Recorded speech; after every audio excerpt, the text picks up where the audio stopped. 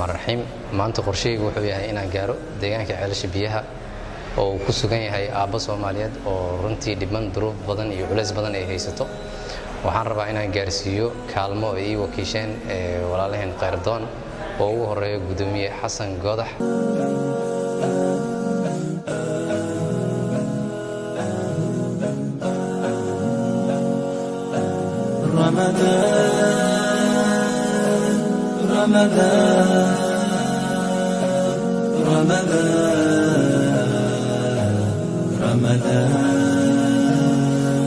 رمضان مرحبا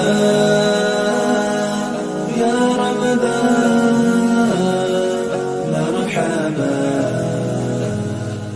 يا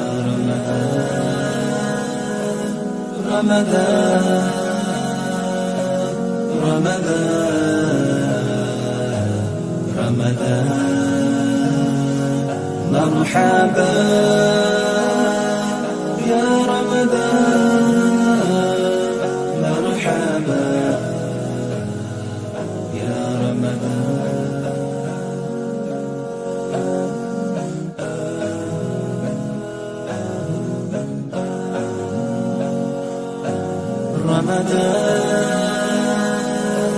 رمضان مرحبا يا رمضان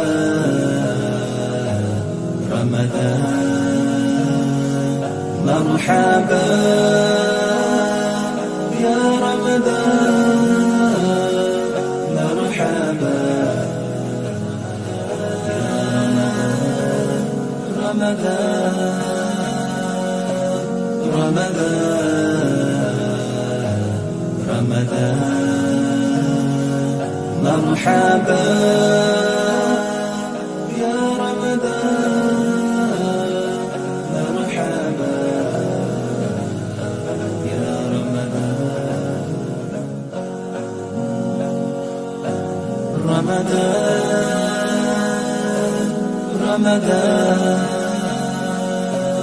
رمضان مرحبا يا رمضان مرحبا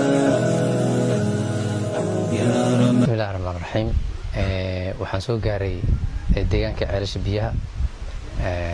sidaan hore kugu sheegay waxaan maanta qorsheygu ahaa inaan soo booqdo macallin Maxamed macallin Axmed oo runtii ah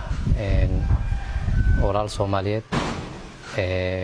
macallinka runtii muddo xanuunsanaa oo xanuunsan yahay lugaha iyo qaybta dambe sida aragteen macallinka waa korkii dhan uu bararsan yahay gaar ahaan lugaha socodkii soo yaraaday oo xitaa maaragtay masaajidkii oo dariskiisa socod ku gaari karo macallinka marka xaalad caafimaad hayso oo xanuunsan yahay saadarteed macallinka waxaan loo sheegay xaaladiisa naloo sheegay markii naloo sheegay kadib waxaan u gudbinay walaalaha Qayrdoon oo ugu horeeyo walaalkeen Xasan Goodax Qayralaasiyo uu ka soo jawaabay walaalaha Qayrdoon way ka soo jawaabeen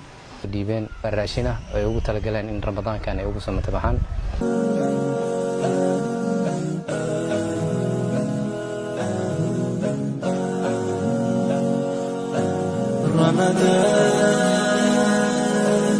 Macallin Maxamed waxaan soo gaarsiinay kaalmo raashin oo ka kooban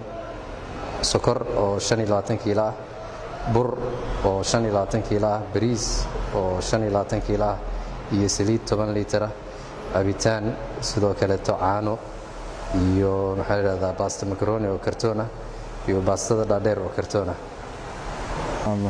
alxamdulilah ilaah mahadle waa muslimiinta soo gaarsiiyeen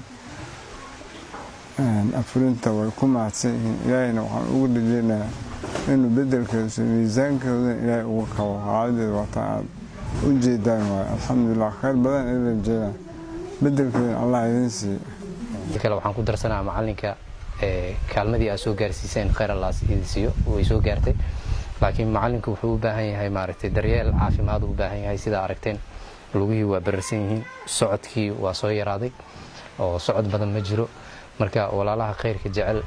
waxaan ka codsan lahaa in maanta macallinka la soo garab istaago oo wixii lagu caawin karo lagu caawiyo